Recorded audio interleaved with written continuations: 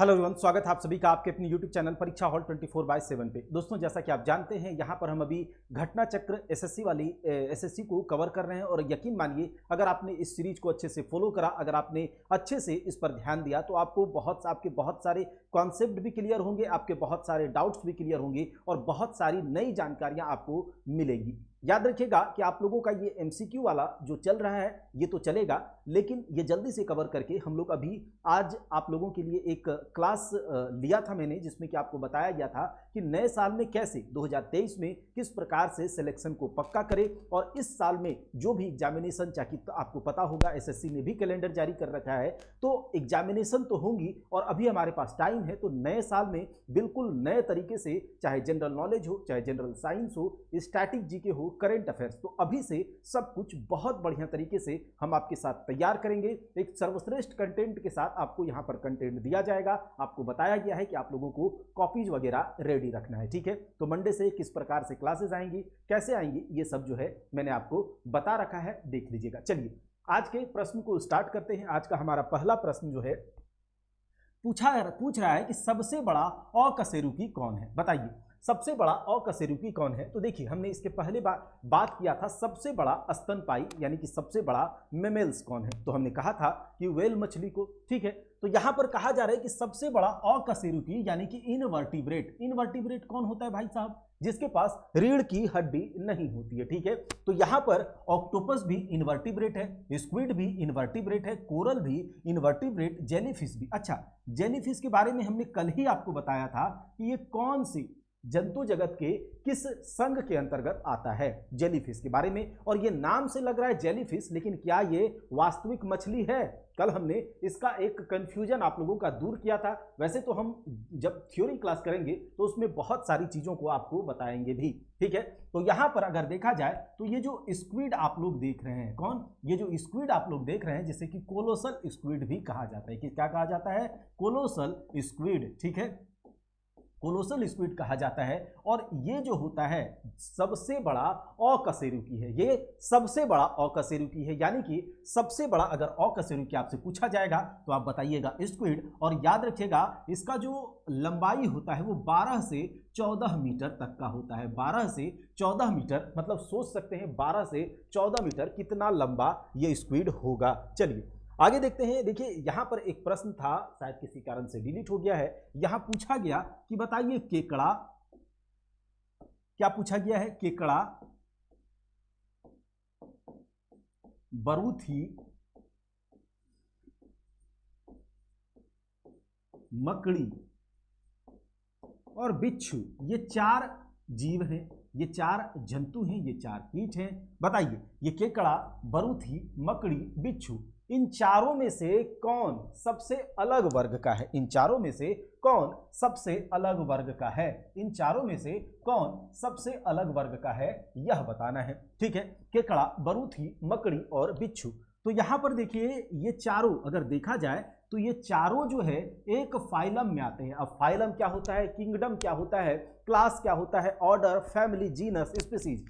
कैसे इसको बांटा गया, किसने बांटा, क्लासिफिकेशन ऑफ ऑर्गेनिज्म क्या है, हम आपको थ्योरी क्लास में बताएंगे। और थ्योरी क्लास जल्दी स्टार्ट होने वाला है। जैसा कि आप लोगों ने बहुत बार कहा है कि आप क्लास की लगाइए और पूरा खत्म कीजिए, तो एक एक करके हमारे पास टाइम है और पूरा एक सर्वश्रेष्ठ कंटेंट के साथ आपका अब कवर कराया जाएगा, याद रखिए। तो ये जो किंगडम, फाइलम, तो यहां पर देखिए, अगर एक फाइलम आप लोग जानते भी होंगे ऑर्थ्रोपोडा के बारे में। किसके बारे में? ऑर्थ्रोपोडा के बारे में, ठीक है भाई साहब, ऑर्थ्रोपोडा। और ये चारों जो है ऑर्थ्रोपोडा फाइलम के अंतर्गत ही आता है। लेकिन ये जो केकड़ा है, इन चारों में से ये जो केकड़ा है भैया, एक मिनट, इन चारों में से ये जो केकड़ा है, ये इसका क्लास अलग है। क्या? इसका क्लास अलग है। और इसका क्लास क्या है? मेलेकोस्ट्रेका। जो बताया जा रहा है उतना ध्यान में रख लेना है। इसका क्लास क्या है? मेलेकोस्ट्रेका। क्या है? मेलेकोस्ट्रेका। और बाद बाकी यहां पर जो ऑर्थ्रोपोडा फाइलम के तो हैं, लेकिन अगर क्लास की बात करें तो इसका क्लास जो है यानी कि इसका वर्ग एरेक्निड हो जाता है। क्या हो जाता है? एरेक्निड। यानी कि फाइलम से तो ये सेम है, ये फाइलम से, संघ से तो ये सेम है, लेकिन अगर क्लास की बात करें तो केकड़ा जो है मेलेकोस्ट्रेका और ये बरूथी, मकड़ी, बिच्छू, ये सब एरेक्निडा क्लास में आते हैं, ठीक है। यहां कहा जा रहा है कि जुगनू क्या होता है, बताइए। जुगनू जो है वो क्या है, जुगनू क्या होता है? जुगनू होता है एक, जुगनू क्या एक मोलस्क है, जुगनू क्या ये कीट है, ये है आपका कृमि, याद रखिएगा कृमि वाला, ये वाला, ठीक है, सॉरी, क्या एक कृमि है, सूत्रकृमि है, बताइए। तो इन चारों में से जुगनू क्या है? देखिए जुगनू जो है, जुगनू आपको पता होगा कि पीछे ये क्या करता है, पीछे अपने पीछे एक चमकदार, इसके पीछे एक जलते रहता है जुगनू, आपने देखा भी होगा, जलते रहता है। गांव समाज में हम लोग इसे भगजोगनी भी कहते थे, ठीक है, गांव में इसे भगजोगनी भी कहते थे। और ये पीछे अपना चमकाते रहता है रात के टाइम पे जुगनू। जुगनू जो है ये एक क्लास है, ठीक है, वर्ग, कौन से वर्ग में आता है? तो जुगनू इंसेक्टा वर्ग में आता है। किसमें? इंसेक्टा वर्ग में। और इंसेक्टा वर्ग के जीवों को इंसेक्ट कहते हैं, यानी कि कीट कहते हैं। तो अब बताइए जुगनू कीट में आएगा कि नहीं? तो जुगनू जो है ये इंसेक्टा क्लास का है, तो कीट में आएगा। और जुगनू के पीछे जो चमक रहा है वो चमकाता क्यों है? ठीक है, वो क्यों चमकाता है? तो याद रखिएगा वो चमकाता है, ठीक है, किसको? तो अपने साथी को अट्रैक्ट करने के लिए। क्यों? अपने साथी को अट्रैक्ट करने के लिए, साथ ही साथ रात में शिकार पकड़ने के लिए भी ये जुगनू अपना चमक चमकाते रहता है, ठीक है। सफेदी की चमकान ये चमकाते रहता है, लेकिन सफेदी नहीं, ये दूसरा चीज है। चलिए, अब ये चमक जो है, ये चमक पूछा जाएगा, बहुत बार एग्जाम में पूछा गया है कि जुगनू का जो चमक है वो कौन से एंजाइम के कारण होता है? तो लीजिए भैया, याद रख लीजिए, ल्यूसीफेरस। किसके कारण? ल्यूसीफेरस के कारण। तो जुगनू की चमक ल्यूसीफेरस के कारण। अगला सवाल देखते हैं। कहा जा रहा है कि निम्न में से कौन सा कीट नहीं है? कौन सा कीट नहीं है? देखिए हमने क्या कहा, क्लास इंसेक्टा। हमने कहा क्लास इंसेक्टा में जो भी जीव आएंगे वो इंसेक्ट होंगे, कीट होंगे। और कीटों का एक बहुत विशेष गुण आपको बताएं तो कीटों का एक बहुत विशेष गुण ये होता है कि इसके 3 जोड़ी पैर होते हैं। क्या? इसके 3 जोड़ी पैर होते हैं। कितने? 3 जोड़ी पैर होते हैं, यानी कि 6 पैर इसके होते हैं। 6 पैर होते हैं। तो कीटों का कितना? 6 पैर होगा। अब यहां पर देखिए ये जो मकड़ी है, ये जो मकड़ी है इसके 6 पैर नहीं होते हैं, इसके 8 पैर होते हैं, ठीक है, इसके 8 पैर होते हैं। तो कीटों का जो एक विशेष गुण है 6 पैर होना, मकड़ी उसको फुलफिल नहीं कर रहा है, तो वही कीट नहीं है, ठीक है, वही कीट नहीं है। अच्छा, इसका क्लास कौन सा है? अभी हमने बताया था कि मकड़ी का क्लास कौन सा है भाई साहब? तो एरेक्निडा, ठीक है। मकड़ी किस क्लास से संबंधित है? एरेक्निडा क्लास से संबंधित है, एरेक्निडा वर्ग से संबंधित है, ठीक है। चलिए आगे देख लेते हैं। जब चींटियां काटती हैं तो वे क्या अंतःक्षेपित करती हैं? जब चींटी काटता है और हमें लगता है जलन जैसा होता है, तो बताइए वो जलन जो है किसके कारण होता है? ग्लेशियल एसिटिक एसिड के कारण, मिथेनॉल के कारण, फॉर्मिक एसिड के कारण, या फिर स्टेरिक एसिड के कारण? चींटियां जब काटती है तो आप बताइए कि वो जलन जो है किस कारण से होता है? चींटियां काटती हैं तो किस कारण से, कौन सा एसिड जो है जिम्मेदार है उस जलन को लेकर के? तो आपको पता होना चाहिए ये जो फॉर्मिक एसिड है, ये फॉर्मिक एसिड है। चींटी जब काटती है तो अपने डंक के साथ फॉर्मिक एसिड छोड़ देती है। बहुत बार एग्जाम में पूछा गया है, तो याद रख ही लीजिएगा साथ ही साथ, ठीक है। अच्छा, इसके अलावे कुछ इस प्रकार से याद रखेंगे आप लोग। चींटियों के अलावे, ठीक है, जो एसिटिक एसिड होता है, जो एसिटिक एसिड होता है वो किस में पाया जाता है? एसिटिक एसिड जो होता है वो आपके किसमें पूछा गया है एग्जाम में? तो बताइएगा सिरका में। सिरका में एसिटिक एसिड होता है, सिरका में एसिटिक एसिड होता है। उसके अलावे मैलिक एसिड अगर पूछा जाए, क्या? मैलिक अम्ल अगर पूछा जाए, ठीक है, मैलिक अम्ल, तो मैलिक अम्ल सेब में पाया जाता है। किसमें? जो पूछा जाएगा वो आपको ध्यान में रखना चाहिए। मैलिक एसिड सेब में पाया जाता है, ठीक है, मैलिक एसिड सेब में। साथ ही साथ ये ऑक्जेलिक एसिड, याद रखिएगा, ऑक्जेलिक एसिड टमाटर, पालक, ये सब में ऑक्जेलिक एसिड पाया जाता है, ठीक है। एक आप याद रखिएगा टार्टरिक एसिड, ठीक है, टार्टरिक अम्ल। तो इमली, अंगूर, चलिए इन सब में क्या है? टार्टरिक एसिड पाया जाता है। तो acetic acid, malic acid, oxalic acid, tartaric acid, ये सब जो है पाया जाता है। साथ ही साथ कुछ याद रखिएगा इसके साथ, अगर आप याद रखना चाहते हैं तो सिट्रिक एसिड वगैरह वो पाया जाता है खट्टे पदार्थों में, ठीक। चलिए अब देखिए कहा जा रहा है कि निम्न में से कौन प्राणी अपने आंत में जल का संग्रह कर लेता है, बताइए कौन सा प्राणी है जो अपने आंत में यानी कि इंटेस्टाइन में जल का संग्रह कर लेगा। अब जल का संग्रह करने की जरूरत किसको है, जहां पर जिसको जल की कमी है भाई। अब देखिए आपको पता होगा कि ये ऊंट यहां होना चाहिए, कैमल, ये जो ऊंट है ये क्या करता है, अपने आंतों में जल को स्टोर करने की कैपेसिटी इस ऊंट के पास होती है और बहुत दिनों तक ये क्या करेगा, बिना पानी के रह जाएगा, इसी पानी को यूज करेगा। बचपन में हम लोग देखते थे कि ये ऊंट होता था,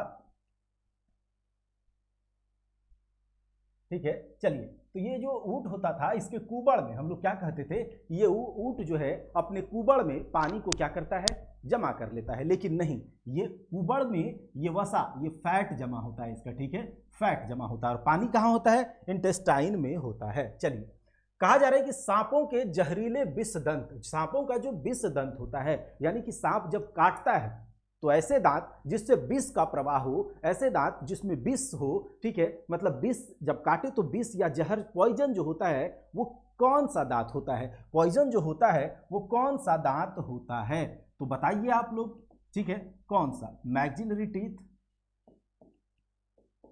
ये मैक्सिलरी टीथ है, ठीक है। स्वानीय दांत, तालु दांत, ये जो तो क्या बोलते हैं, चिबुका स्थित दांत, ठीक है, या जंभिका दांत। तो देखिए सांपों का देखिए कोई भी हमारा जो जबड़ा है, जबड़ा जो होता है तो ऊपर वाले दांत मैक्सिलरी टीथ कहलाते हैं और नीचे वाले दांत मैंडिबल्स होते हैं। नीचे वाले जबड़े को मैंडिबल कहलाता है और मैंडिबल में जो दांत होंगे उसको मैंडिबल टीथ कहा जाएगा और ऊपर जो मैक्सिला में जो दांत होंगे उसे मैक्सिलरी टीथ कहा जाएगा। तो सांपों में भी याद रखिएगा,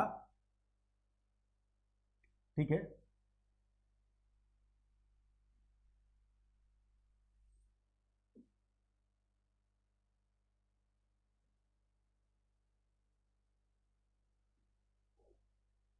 सांपों में भी ये जो ऊपर वाला दांत होता है, ठीक है, सांपों में जो ये ऊपर वाला दांत होता है, ये दोनों ऊपर वाला जबड़ा का दांत यानी कि मैक्सिलरी टीथ, ठीक है, मैक्सिलरी टीथ यानी कि जंभिका दंत जिसको कहा जाता है, मैक्सिलरी टीथ। अब यहाँ पर क्या होता है, सांपों का यहाँ पर वेनम का ग्लैंड होता है और यहाँ से कनेक्टेड रहता है कुछ नर्व्स से, तंत्रिका से, ये क्या करता है, कुछ डक्ट से, नालिकाओं से विष जाता है और जब सांप काटता है तो इसी दांत से विष को ये क्या करता है, छोड़ता है, जहाँ पर काटता है, जहाँ पर डंक मारता है, ठीक है। तो ये सांपों का जो विष दंत होता है ये कौन सा दंत है, तो मैक्सिलरी टीथ है। कौन सा, मैक्सिलरी टीथ है। चलिए पौधे के कौन से भाग से हल्दी प्राप्त होती है, देखिए पौधे के हर एक भाग को हम एज अ भोजन, एज अ फूड यूज कर लेते हैं, ठीक है।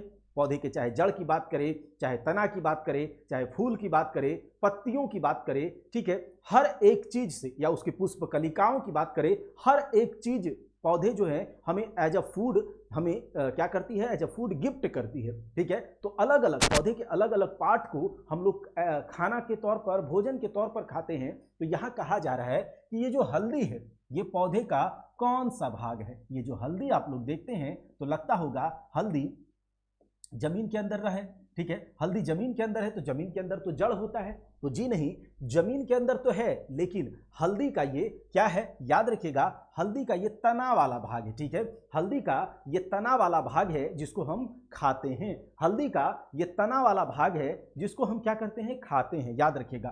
तो हल्दी का जो खाने योग्य भाग होता है, हल्दी का जो खाने योग्य, जब हम आपको पढ़ाएंगे थ्योरी क्लास में तो वहाँ पर ये भी बताएंगे कि किसका कौन सा खाने योग्य भाग है, ठीक है। तो वो कौन सा होता है, तना होता है जिसको हम प्रकंद कहते हैं। क्या कहते हैं, प्रकंद कहते हैं, और इंग्लिश में हम उसे राइजोम कहते हैं। क्या कहते हैं भाई साहब, राइजोम कहते हैं, याद रखिएगा। और यह एक क्या है, रूपांतरित तना है, अंडरग्राउंड स्टेम है भैया, ठीक है, क्या है, अंडरग्राउंड स्टेम है। तो कौन सा भाग को खाते हैं हम, यही तना वाला भाग को खाते हैं। चलिए आगे देखिए, फलों का वह प्रकार जिसमें लीची को रखा जा सकता है वह क्या है। तो देखिए ड्रूप है या फिर हेस्पेरिडियम है, नट है या एक बीजी बेरी है। तो देखिए ऐसे फल जिसके ऊपर क्या होता है, छिलका हो, और फिर उसके बाद उसके छिलका के बाद जो है क्या पाया जाए, छिलका के बाद उसका जो है गुदा पाया जाए, और गुदा के बाद एक कठोर गुठली हो, याद रखिएगा, ऐसे फल जिसके बाहरी आवरण में छिलका हो, ठीक है, बाहरी आवरण में छिलका हो, उसके बीच वाला पार्ट में, ये जो पार्ट है इसमें गुदा भरा हो, ठीक है, गुदा, और उसके अंदर में क्या है, एक मजबूत गुठली हो, तो इस प्रकार का जो फल होता है इसको ड्रूप फल कहा जाता है। क्या कहा जाता है? ड्रूप फ्रूट कहा जाता है। याद रखिएगा, इसको क्या कहा जाता है? ड्रूप फ्रूट कहा जाता है। और आपको बता दें कि लीची भी वैसा ही फल है, साथ ही साथ आम भी वैसा फल है। तो आम, लीची, बेर, ये सब क्या है? एक ड्रूप फ्रूट है। तो इसका सही जवाब हो जाएगा ड्रूप, ठीक है, इसका सही जवाब क्या होगा? ड्रूप हो जाएगा, याद रखिएगा। चलिए, निम्न अधोभूमि उत्पादित सब्जियों में से कौन सा एक रूपांतरित जड़ है? कहा जा रहा है कि पौधों के कौन सा, नीचे दिया गया है कौन सा भाग है जो कि जड़ के रूप में हम उसको खाते हैं। क्या आलू एक जड़ है क्या? नहीं, आलू तो एक तना है। जिमीकंद, जिसको कि हम लोग ओल भी कहते हैं गांव में, ठीक है, बहुत लोग इसको ओल कहता है, ठीक है, जिमीकंद, बहुत लोग इसको ओल कहता है, बहुत लोग इसको सूरन कहता है, ठीक है, इंग्लिश में इसको एलिफेंट टाइप से कुछ कहते हैं, ठीक है। तो जिमीकंद जो है यह एक तना है, बंडा एक तना है, आलू एक तना है, रूपांतरित तना है। सबके बारे में हम लोग पढ़ेंगे कि टैप रूट क्या है, फाइब्रस रूट क्या है, अंडरग्राउंड स्टेम क्या है, पूरा प्लांट मॉर्फोलॉजी जब पढ़ेंगे तो वहाँ हम लोग पढ़ेंगे थ्योरी क्लास में। तो इसीलिए आप लोग को थ्योरी क्लास भी अटेंड करना है और एक बहुत ही सर्वश्रेष्ठ कंटेंट आप लोग को परोसा जाएगा इस नए साल में, और जो गारंटी है कि आप लोगों को इस तरह का कंटेंट जो है बहुत कम हर जगह आपको मिलता है। तो इसीलिए आप जरूर जुड़िएगा। चलिए, तो यहाँ से क्या हो जाएगा? ये शकरकंद, ये शकरकंद जो है, ये शकरकंद क्या है? एक जड़ है, रूपांतरित रूट है, ठीक है। और ये क्या होता है? धरती के नीचे जा करके उसके जड़ फूल जाते हैं और ये शकरकंद का रूप ले लेता है, स्वीट पोटैटो, ठीक है। तो ये सही जवाब इसका क्या हो जाएगा? शकरकंद, ठीक है, शकरकंद। आगे देखिए, तना काट, कहा जा रहा है स्टेम कटिंग। स्टेम कटिंग के द्वारा कलम काटना आप लोग सुने होंगे कभी, कि स्टेम कटिंग किसके लिए परफॉर्म किया जाता है? नीचे दिए गए स्टेम कटिंग किसके लिए, किसके कायिक प्रवर्धन के लिए, यानी कि वेजिटेटिव प्रोपगेशन के लिए हम क्या करते हैं? तना काट का यूज करते हैं। कॉटन का करते हैं क्या? जी नहीं, कॉटन का तो बिल्कुल नहीं करते हैं तना काट का यूज, ठीक है। उसके बाद आम का करते हैं क्या? नहीं, आम का भी नहीं करते हैं। बनाना का करते हैं क्या? नहीं। तो ये जो शुगर केन है, शुगर केन आपने देखा भी होगा इस तरह से,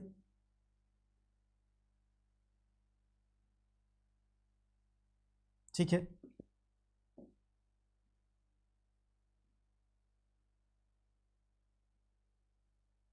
तो ये जो शुगर केन है, यहां पर आपको क्या पाया जाएगा? ये आपका नोड होता है, इंटरनोड, नोड, इंटरनोड, ये सब जो होता है शुगर केन में, तो हम क्या करते हैं? यहां से इसको कट कर लेंगे और कहीं पर जाकर उसे लगा देंगे, तो ये इधर से क्या होगा? एक गन्ना निकल आएगा। क्या होगा? एक गन्ना निकल आएगा। तो वेजिटेटिव प्रोपगेशन के लिए, कायिक प्रवर्धन के लिए हम तना काट का उपयोग इस गन्ना के लिए करते हैं, शुगर केन के लिए करते हैं, ठीक है। अब चलिए, लौंग क्या है? लौंग, लौंग क्या है बताइए? लौंग जो है वह क्या है, ठीक है, बताएंगे। लौंग एक तना का गांठ है, जड़ का गांठ है, ठीक है, जड़ का गांठ है, या फिर बंद कलियां हैं, या बीज है। लौंग क्या है? चलिए, तो देखिए, लौंग जो है भाई साहब, यह एक क्या है?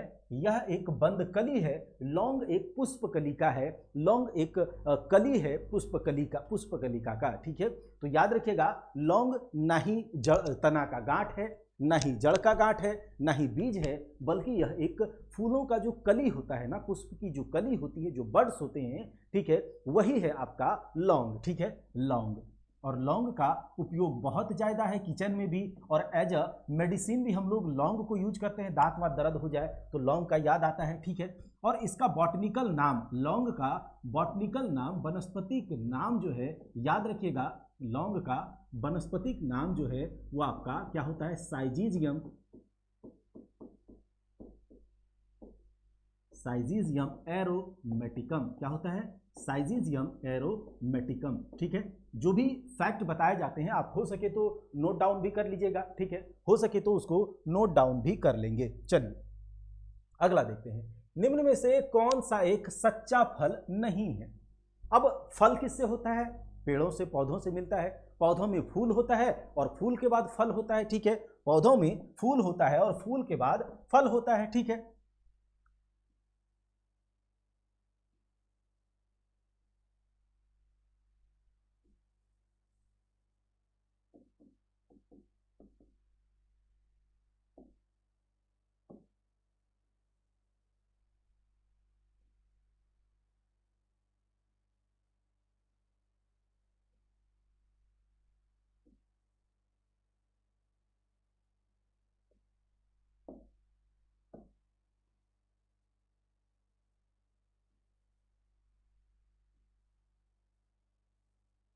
ये एक फूल होता है भैया।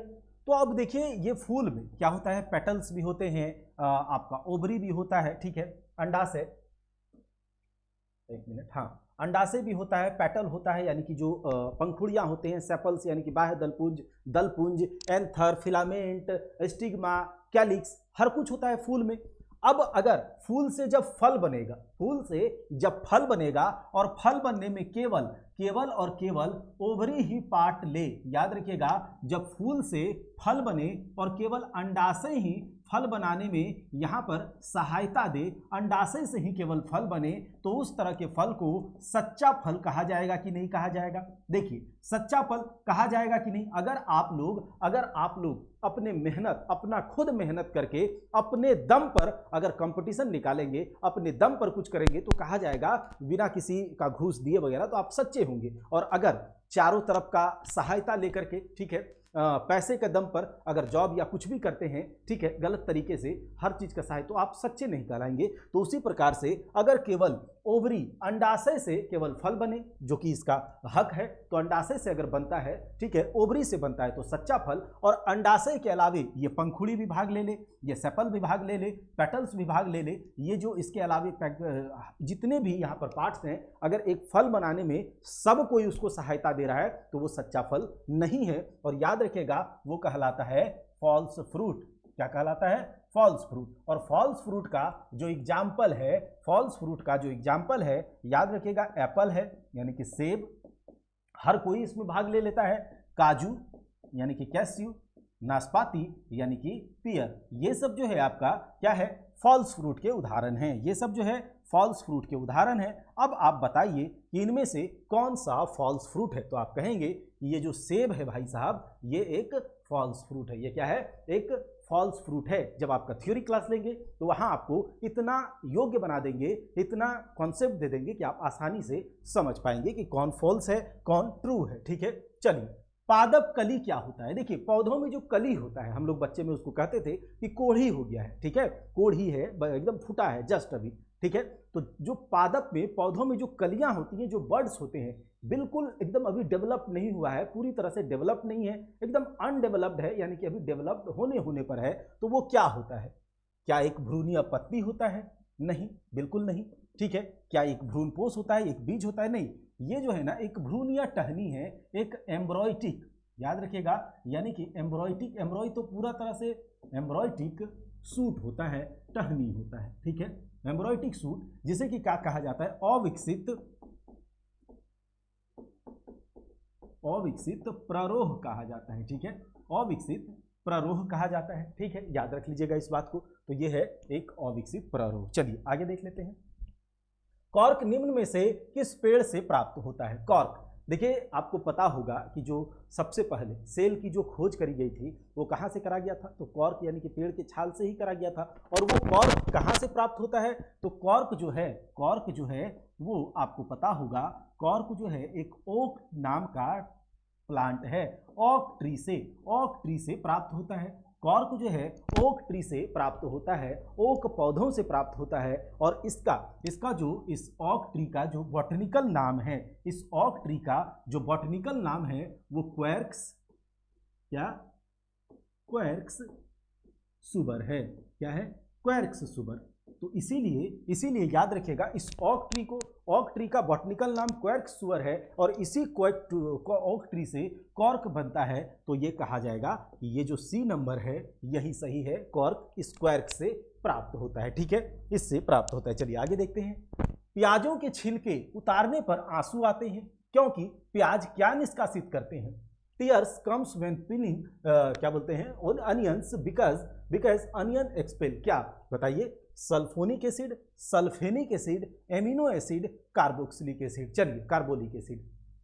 तो देखिए जब प्याज काटा जाता है तो आंख से आंसू आने लगता है कि हाय रे प्याज को मैंने काट डाला, लेकिन ऐसा कुछ भी नहीं है। प्याज को काटेंगे तो वो अपने अंदर से कुछ ना कुछ एसिड जनरेट करता है। आखिर वो एसिड कौन सा है? देखिए जब आप प्याज को काटेंगे, ठीक है, जब आप प्याज को काटते हैं तो क्या होता है, वहां से एक एंजाइम रिलीज करता है। प्याज जो है एक एंजाइम को रिलीज करता है। यहां पर जो यहां लिखा गया है तो इसमें उस एंजाइम का नाम नहीं है, याद रखिएगा, ठीक है, एंजाइम का नाम नहीं है। जब प्याज को काटते हैं तो वहां से एक एंजाइम रिलीज किया जाता है, उस एंजाइम का नाम है सिंथेज। क्या है? उस एंजाइम का नाम है सिंथेज। जब प्याज काटेंगे तो सिंथेज नाम का एंजाइम वहां से क्या होता है, रिलीज होता है, ठीक है, वहां से रिलीज होता है। अब जब सिंथेज एंजाइम जो होता है तो प्याज में ये सिंथेज एंजाइम क्या करता है, प्याज में ये सिंथेम एंजाइम जो है ये प्याज में, चूंकि आपको पता होगा प्याज में सल्फर सल्फोक्साइड वगैरह पाए जाते हैं।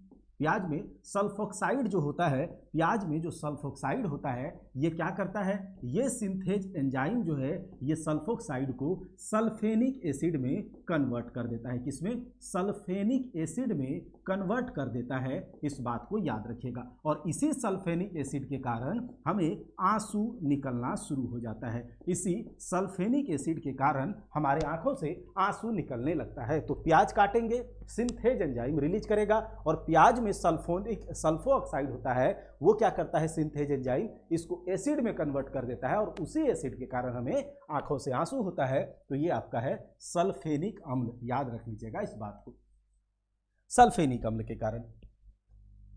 आगे देखते हैं मिर्च की तीक्ष्णता। जब मिर्च खाते हैं होता है ना कि अरे बड़ा तेज मिर्च है, वो तीक्ष्णता जो है, वो तीखापन जो है मिर्च का, वो किसके कारण होता है?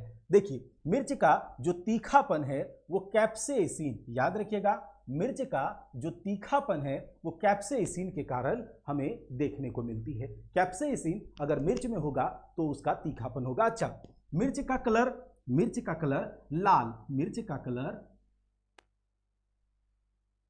ठीक है, मिर्च का कलर लाल कलर जो है, रेड कलर मिर्च का, किसके कारण? ठीक है, किसके कारण? तो कैप्सिन 3 याद रख लीजिएगा साथ ही साथ, ठीक है। जब ये याद रख रहे हैं कि इसका तीखापन कैप्सेसिन के कारण है, तो कैप्सिन 3 के कारण मिर्च का लाल रंग होता है। मिर्च का लाल रंग कैप्सिन 3 के कारण होता है। लाइकोपीन के कारण टमाटर का लाल रंग होता है। लाइकोपीन के कारण टमाटर का लाल रंग, किसके कारण? लाइकोपीन के कारण। हम आपको आगे चलकर जब सेल पढ़ाएंगे तो वहां प्लास्टिड पढ़ाएंगे, वर्णक पढ़ाएंगे, ठीक है, जो कि जिसमें क्लोरोप्लास्ट, क्रोमोप्लास्ट, ल्यूकोप्लास्ट, इलियोप्लास्ट सब कुछ पढ़ाएंगे। तो वहां हम पढ़ाएंगे कि कैसे पिगमेंट्स, कैसे वर्णक होते हैं जो प्लांट बेस्ड फूड्स वगैरह में पाए जाते हैं। तो टमाटर में जो लाइकोपिन होता है उसके कारण टमाटर का कलर लाल होता है। ये कैरोटीन जो है, गाजर का जो गाजरी कलर, गाजर का जो पीला कलर होता है, ठीक है, गाजर का जो पीला रंग आप लोग देखते हैं, गाजरी कलर आप कह सकते हैं, वो किसके कारण? इसी कैरोटीन के कारण होता है, इसी कैरोटीन के कारण होता है, ठीक है। और ये जो एंथोसाइमिन है भाई साहब, ये जो एंथोसाइमिन है, एंथ्रोसाइमिन आप लिख लीजिएगा, ठीक है, एंथ्रोसाइमिन। तो ये गाजर का लाल रंग, याद रखिएगा, गाजर का लाल रंग एंथ्रोसाइमिन के कारण होता है, ठीक है, एंथ्रोसाइमिन के कारण। तो ये पूरा का पूरा एक लेक्चर होगा सेल वाला, जिसमें कि हम पूरा पढ़ाएंगे कि लाइकोपीन के कारण क्या होता है, एंथ्रोसाइमिन के कारण क्या होता है, एंथ्रोसाइनिन के कारण क्या होता है, ठीक है, सुलेनिन के कारण क्या होता है, कुर्कुमिन के कारण क्या होता है, ये सब कुछ हम आपको बताएंगे। चलिए, रेशम का कीड़ा जो सिल्क वर्म है, अब आप ये बताइएगा जो भी क्लास देख रहे हैं कि सिल्क वर्म यानी कि रेशम कीट पालन को क्या कहा जाता है? रेशम कीट पालन को क्या कहा जाता है? अब रेशम कीट को हम पालते क्यों हैं? क्योंकि हमें जो कमर्शियल फाइबर होता है, जो रेशम का धागा होता है, वो चाहिए होता है। तो बताइए रेशम का जो कीट है, जो सिल्क वर्म है, वो कौन से अपने जीवन चक्र के किस स्टेज में हमें रेशम का धागा देता है? बताइए ये कौन से किस में देता है? तो ये आपका ये लार्वा होगा,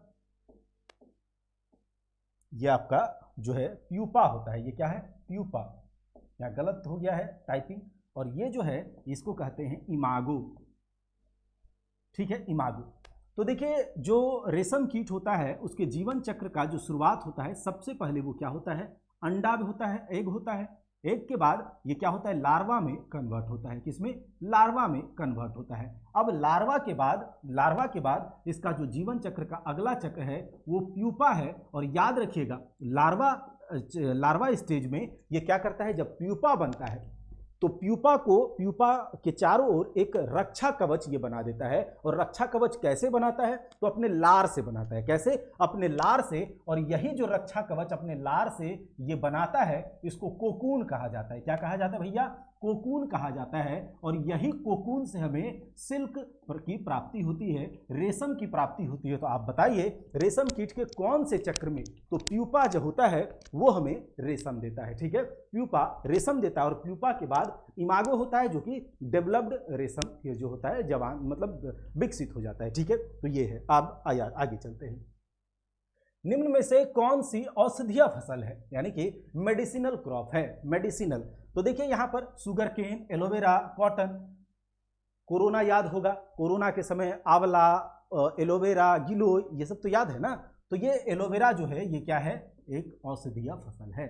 एलोवेरा जो है ये औषधीय फसल है। आप लोग भी अब घर पे लगाइए। सहतूत किस टाइप का फल है, तो सहतूत जो है यह सोरोसिस टाइप का फल है। सहतूत जो है यह सोरोसिस, इसे क्या कहते हैं, सोरोसिस कहते हैं। इसके अलावे कटहल, इसके अलावे सहतूत के अलावे कटहल, अनानास, ये सभी सोरोसिस फसल में आते हैं। तो कभी अगर पूछ लिया जाए तो याद रख लीजिएगा, अनानास, कटहल, सहतूत, ये सब क्या है, सोरोसिस है। ये सब क्या है, सोरोसिस फल में आते हैं। चलिए आगे देखते हैं। लेग हीमोग्लोबिन, लेग हीमोग्लोबिन कहाँ पाई जाती है, तो देखिए लेग हीमोग्लोबिन जो है भैया, लेग हीमोग्लोबिन वहाँ पाया जाता है जिसके ग्रंथियों में, लेग्यूम कहा जाता है कि ऐसे पौधे, ऐसे कुल के पौधे जो कि लेग्यूमिनेसी, ठीक है याद रखिएगा, लेग्यूमिनेसी कुल के जो पौधे होते हैं उसमें लेग हीमोग्लोबिन पाया जाता है। ठीक है, लेग्यूमिनेसी कुल के जो पौधे होते हैं जैसे कि अल्फाल्फा, सोयाबीन, ये सब क्या है, लेग्यूमिनेसी कुल के पौधे हैं। ये सब क्या है, अल्फाल्फा, सोयाबीन, लेग्यूमिनेसी कुल के पौधे हैं। और इसी में लेग हीमोग्लोबिन पाया जाता है। ठीक है, इसी में लेग हीमोग्लोबिन। तो यहां से क्या हो जाएगा, ऑप्शन सी, लेग्यूम मूल ग्रंथियों में क्या पाया जाता है, ये लेग हीमोग्लोबिन पाया जाता है। अच्छा, सूक्ष्म जीवाणु यानी बैक्टीरिया को देखा जा सकता है। सूक्ष्म जीवाणु, बैक्टीरिया एक कोशिकीय जीव होते हैं। सारे के सारे एक कोशिकीय को मोनेरा के अंदर रखा जाता है। आगे पढ़ाएंगे हम आपको थ्योरी क्लास में। ठीक है, तो मोनेरा के अंदर जो सारे बैक्टीरिया को रखा गया उसको हम कैसे देख सकते हैं, तो ये देखा जा सकता है कंपाउंड माइक्रोस्कोप से। ठीक है, खाली आंख से देखेंगे क्या, नहीं। हैंड लेंस से देखेंगे, नहीं। इलेक्ट्रॉन माइक्रोस्कोप से नहीं, तो कंपाउंड माइक्रोस्कोप से। ठीक है, शुष्क जलवायु के भली भांति अनुकूलित पेड़ पौधों को क्या कहा जाता है, तो वैसे पेड़ पौधे जो कि अपने आप को उस वातावरण में, वैसे पेड़ पौधे जो अपने आप को एक ड्राई वातावरण के लिए अपने आप को अनुकूलित कर लेते हैं, बना लेते हैं, तो उसको क्या कहा जाता है, तो आपको पता होगा जीरोफाइट के बारे में, जीरोफाइट। ठीक है, यानी कि वैसे पौधे जो मरुस्थल में रहने के लिए अपने आप को अनुकूलित कर लेते हैं, वैसे पौधे जो मरुस्थल में रहने को अपने आप को अनुकूलित कर लेते हैं, उसको कहा जाता है जीरोफाइट, यानी कि मरुद्भिद। ठीक है, मरुद्भिद क्या होता है, मरुद्भिद, यानी कि मरुस्थल में रहने वाले पौधे, जीरोफाइट। ठीक है, शुष्क वातावरण में अपने आप को ढाल लेता है।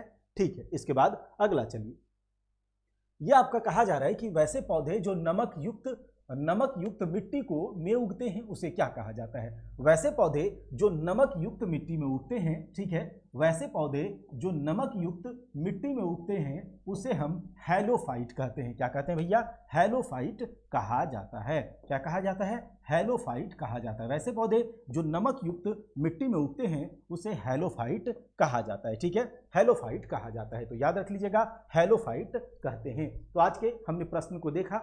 हम लोग डेली यहाँ पर 25-25 प्रश्नों को देखेंगे और उसके साथ ही हम यहाँ जितना एक्सप्लेन करेंगे वो आपके लिए बहुत इंपॉर्टेंट हो जाएगा। तो ये हम ऐसे करेंगे और कभी कभी आप लोगों का थोड़ा लंबा क्लास भी चलेगा, मैराथन लेकर के आपका पूरा कंप्लीट कर देंगे। ठीक है, कंप्लीट कर देंगे इस ये सीरीज जो है एमसीक्यू वाला, इसको कवर कर देंगे। और थ्योरी क्लास के लिए जैसा कि हमने आपको बताया है थ्योरी क्लास के लिए जो है मंडे से, ठीक है, मंडे से आप लोगों को टाइमिंग बता दिया जाएगा, आप लोगों को टाइमिंग बता दिया जाएगा, परेशान नहीं होना है। आने वाला मंडे यानी कि आज जो हम क्लास ले रहे हैं, तो आने वाला जो मंडे होगा उसमें हम आपका जीके, जीएस, स्टैटिक जीके और करेंट अफेयर्स के लिए एक रणनीति तैयार किए हैं कि किस प्रकार से इस साल में, ये जो साल होगा 2023, इसको सिलेक्शन वाला साल कैसे बनाएं। तो इसके लिए जो एक हर्डल होता है static GK, current affairs, GK, GS, इसको कॉन्सेप्ट से समझना, रटना नहीं, बिल्कुल कॉन्सेप्ट से समझना और क्लास में ही याद करना। तो अगर चाहते हैं तो आपको क्या करना होगा, आज जो हमने क्लास डाला है वो देख लीजिएगा, कितने आपको कॉपीज बनानी होंगी। और पहले हम लोग जनरल साइंस से स्टार्ट करेंगे और जनरल साइंस में पहले बायोलॉजी को कवर करेंगे, फिर फिजिक्स को कवर करेंगे, फिर केमिस्ट्री को, एक एक करके कवर करेंगे। एक क्लास आप लोगों को डेली मिलेगा, हो सके तो लाइव, ज्यादातर चांसेस होगा लाइव क्लास का, और कभी लाइव नहीं हो पाए तो रिकॉर्डेड आप लोगों को मिल जाएगा। सैटरडे और संडे, सैटरडे और संडे जो होगा ये आप लोगों का क्लास इसमें नहीं आएगा, ठीक है। लेकिन इसमें क्या होगा, तो इसमें हम करंट अफेयर्स के लिए जो पीडी होगा, मंथली पीडी, उसका एनालिसिस करेंगे। अब हर महीने से जनवरी 2023 का आ चुका है, तो हो सकता है एक दो दिन में उसका हम एनालिसिस आप लोगों को दे दें। तो मंथली पीडी का क्या होगा, आप लोगों को करंट अफेयर्स का एनालिसिस देंगे और साथ ही साथ इसी सैटरडे संडे के को क्या होगा, हर सप्ताह का वीकली करंट अफेयर्स आप लोगों को 50+, याद रखिएगा, हर सप्ताह में 50+ बेस्ड एमसीक्यू हम सर्च करके लाएंगे और आप लोगों के सामने पूरे डिटेल में आपको याद करवाया जाएगा और उसके बाद आपको पीडीएफ भी दिया जाएगा। तो वीकली करंट अफेयर्स करेंगे और मंथली। डेली करंट अफेयर्स से आप लोग को बचना है क्योंकि वो एग्जामिनेशन में जा नहीं पाता है। तो इसी के साथ आज के लिए हम अलविदा लेंगे। जय हिंद, जय भारत। लेकिन आप लोगों को सपोर्ट करना है, ज़्यादा से ज़्यादा वीडियो को शेयर करना है।